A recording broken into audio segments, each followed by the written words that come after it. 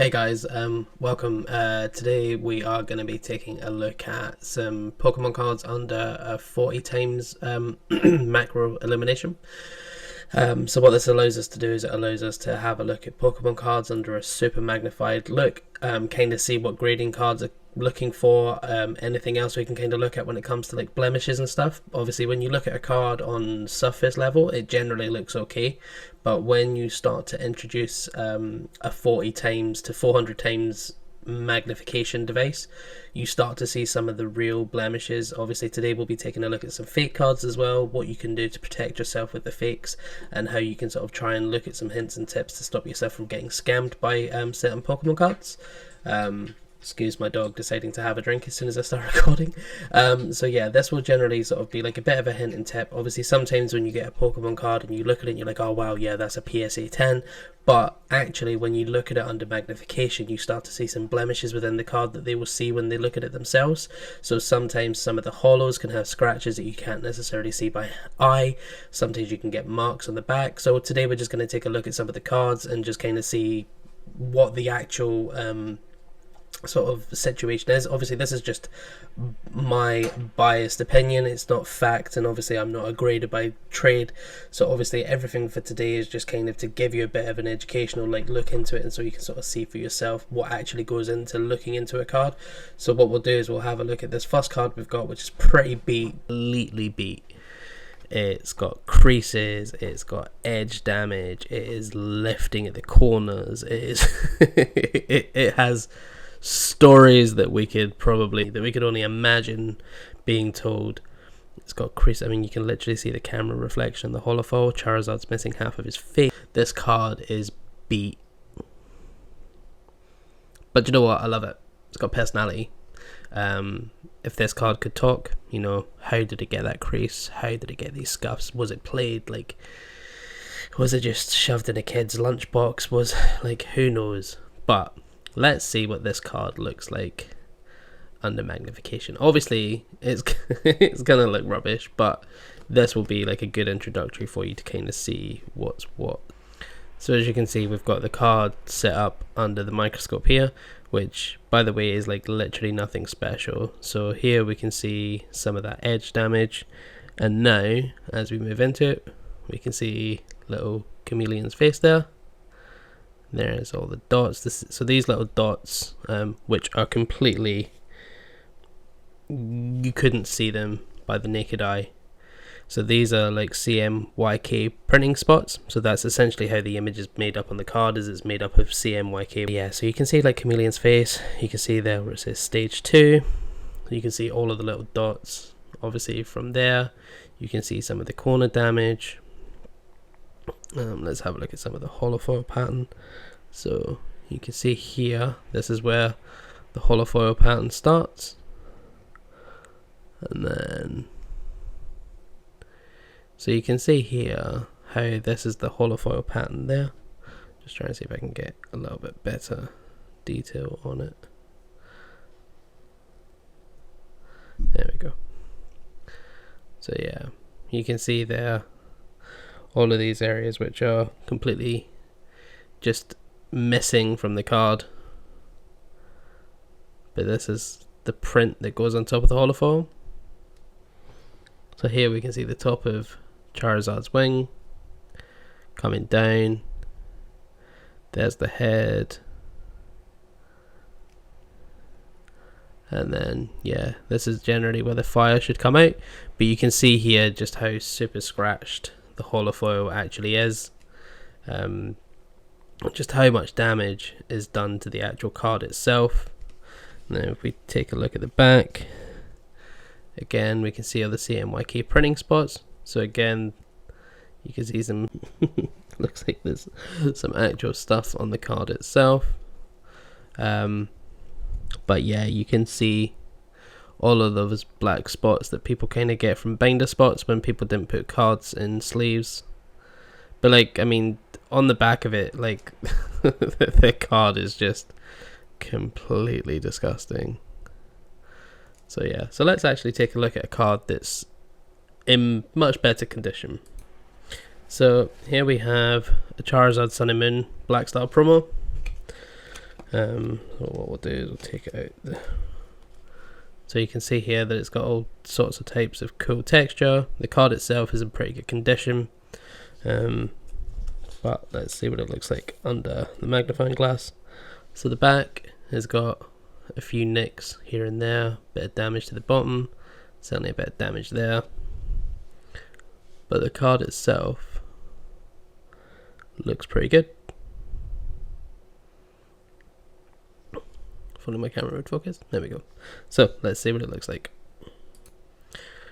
So for example, we can see that the corners on this card, we can see that there's damage there, which again, if we had a look like up close, you couldn't really see much of that, like, but certainly under a magnifying glass it looks really bad, but like when you look at it in hand, it really isn't that bad. So obviously these cards come with an ingrained texture. It's kind of part of the series going forward. I mean, these textured cards have been around for like quite some time, since around the black and white era. So yeah, this is always a good telltale sign for fake cards and whatnot, is obviously that most fake cards don't have any texture. But here we can see a little chameleon. So yeah, we can see some print spots. Again, the edges look alright. You can then see there from the, you can also see like a sort of iridescent or a sort of slightly glittered texture. And then yeah, we can see all that indented stuff there. Here we come to Charizard's mouth. There's his tooth. There's his other tooth. Where's his eye? And there's his eye. So yeah, you can see that this has got like a really nice like sheen to it. Unfortunately, I don't have any fake cards to compare for this sort of card, but I will have some other cards that we can show you. Again, the text looks really nice and clean. It's nice and clear. There's a colorless symbol. And there's the border again. So what does the back look like? So obviously we had some damage to that bottom left hand corner. So let's see what that looks like under the microscope. So there we go, like under the microscope, that just looks absolutely awful. So you can see where it's just got completely torn apart, and then you can then see like some more nicks there, some more nicks there, and then some more corner damage there. So you can see how like when a card looks relatively good on the outside, it's kind of deceptive like how bad the corners can actually be when it comes to looking at them under a microscope. So like generally, like when you think about it, like like the card looks pretty good, you aren't seeing it at this level. So you can see like all of these weren't really visible on the back, but when you look at it under the microscope, you can just see how bad like some of these edges actually look. So yeah, it just kind of gives you like a bit of an idea as to like what sort of level of things you can have when it comes to this sort of stuff. Because obviously, again, when we look at the actual card, you know, like there's that top corner that we saw. So yeah, that kind of gives you an idea. Like for me, when I bought this card, I got it at a pretty good price, but you know, you can see that there's a bit of a dent there in his chest, which is pretty visible under some decent light. But yeah, so it just goes to show you that when you see a card like this, on face value, yeah, sure, the back of the card has got some like whiting, but when you look at it and you compare it to the damage that's done under the microscope, it kind of makes you question like what sort of you know, what sort of condition like some of the cards you've got. Yeah, when we consider sort of how good some of the cards actually are, you know, it's kind of nuts to think that what it looks like underneath the microscope. So it just goes to show you that, you know, when you buy a card that you think is like near mint or pack fresh, you know, it's difficult to tell sort of what it's actually going to come out looking like. So what we'll do is we'll take a look at some fake cards, just so you get a bit of a comparison and a bit of an idea on what to look for. So then that way you can try and sort of help yourself be protected, especially when it comes to buying on marketplaces and sometimes on Facebook. Most groups and stuff are pretty clued up. Most places kind of understand, some of the issues and stuff out there. I've sent a few of these cards to grading companies just so they can kind of have a look at them to make sure that they are, I'm sure they're well versed on sort of what is and what isn't real, but at least it kind of gives them a bit of an idea to see some of the cards in hand. So what we'll do is we'll start off with Birthday Pikachu, and we can take a look at that one. So this is Birthday Pikachu. This is from the Celebrations period. So it's not one of the original Black Star promo, but it is obviously a reproduction of the original Birthday Pikachu. If you've seen one of these cards in hand, obviously you'll be able to tell which one is real and which one is fake. Now this is a fake card, so just to sort of give you like a bit of an idea as to like what to look for, it will then help you when it comes to sort of making informed decisions. Now when you see these cards side to side, it's quite obvious, well to me anyway, which one is fake. Obviously this one is real, this one isn't. So obviously the main key indicators to tell that these are fake is that the fake one is marginally smaller. Also as well, the colours are completely off. So you can see on this one it's really dark, the colouring is off. So not only that as well, the back has like a weird texture to it, like it's not like a usual Pokemon card. You can even feel like, even when you look at it under the light like that, it just looks too plastic. Also, it doesn't have any hollow blade, which is quite unusual for this set. Hollow blade was all over them. The other biggest giveaway, which you can, without even having to do anything else and just simply looking straight at it, if you look at the card and the 25 logo, let's see if that, there we go. The 25 logo is just printed. So the 25 logo is holographic. Plus as well, you can see from the image there is tons of texture. So when you compare the two of them side to side, you can see flat plastic, and obviously you can see there that there is so much texture. Obviously the Holophone pattern is like pretty different. So like you can see there, this one just brightens up. But if you have a look under the 25, one is a completely different color, and two, the print on this one is just printed, whereas on this one it's actually got holofoil within the cheeks on the 25. You can literally just, if you pick up a card and you look at it and you go, oh, that looks pretty good, but if you see that the 25 hasn't got hologram in it, it's completely fake. So yeah, this card is like worth nothing, and this card is obviously worth whatever it's worth.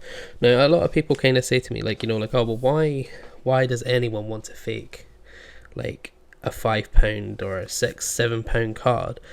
The problem is that this one costs pennies. It's literally cheap as anything.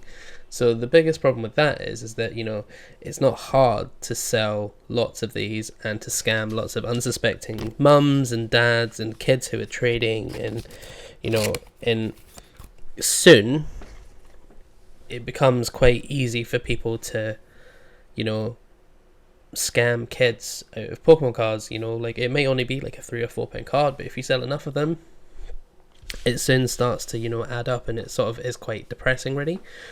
So yeah, for me, I would rather educate people so that people kind of have like a bit of an understanding, so that they can kind of think about what it is they want to do, the cards and everything else, and so that they can kind of protect themselves. There's nothing worse than buying a fake card and not knowing that it was fake. Like, it's fine if you want to buy fake cards for whatever reason, if you want them for proxies, or that's fine. Like there's no harm in you having fake cards in your collection. What there is harm in is selling people cards as real when they're not. That's where I've got the biggest problem, because then you go from being an innocent person who is just buying a proxy card and having a card just to use for whatever reason, to then becoming a scammer. If you are selling these at like car boot sales or on like marketplaces, knowing that they're fake and selling them, and you don't see a problem with that, then you're part of the problem as far as I'm concerned. And it's not being mean, it's not being horrible, but it's the truth. You are literally scamming people. If you are selling them as proxy cards, or if you're giving them away as gifts to people, then cool. You know, some people can't afford to spend like £100 and something on a booster box, so they may buy a fake booster box for their kid to open just so they can open it. Cool, no harm in that. As long as your kid is then not trading the cards and unsuspectingly taking other people out, then do you know what? Fine. Where is the harm in that? And you know, I feel that we shouldn't gatekeep Pokemon. Sure, it's cheap enough to sometimes get into, but money's tight and money's money, and you know, who are we to say what is and isn't right for people? You know, it might be an unpopular opinion, but I don't feel that everyone who's getting into the hobby should be put off by these people who have massive shadowless collections or first edition PSA Charizards and stuff. And yeah, of course, they're awesome cards, but I would rather a card with a story that cost me nothing or that I got given from someone than trying to keep up with people who've got like tens of thousands of pounds worth of collections. Like, they're super cool to look at, but it's completely unobtainable for 99% of the people. So for me, it's about enjoying the community, it's about enjoying the game, it's about enjoying everything. So, you know, if you feel that you want to enjoy the community and your only way of doing that is to purchase a replica box, knowing that it's replica, knowing that you're not going to do anything else with it, then cool.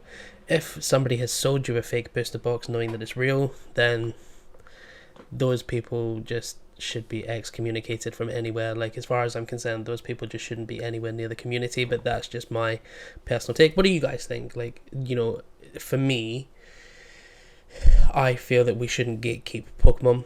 Pokemon should be available to everyone, and not everyone can afford everything. So if they are buying a fake booster box to open it and to have a bit of fun, where's the harm in that? You know, as far as I'm concerned, there is no harm. But that's just my take. What do you guys think? Let me know, and we can have a discussion about it. Peace. Alright, thanks guys. Well, I hope you find this video informative. Please give me a like and a subscribe. Leave a comment if you wish. And obviously, yeah, if you want to have a look at the magnifying glass, then I've attached a link to it in the bio as well. Alright, thanks guys.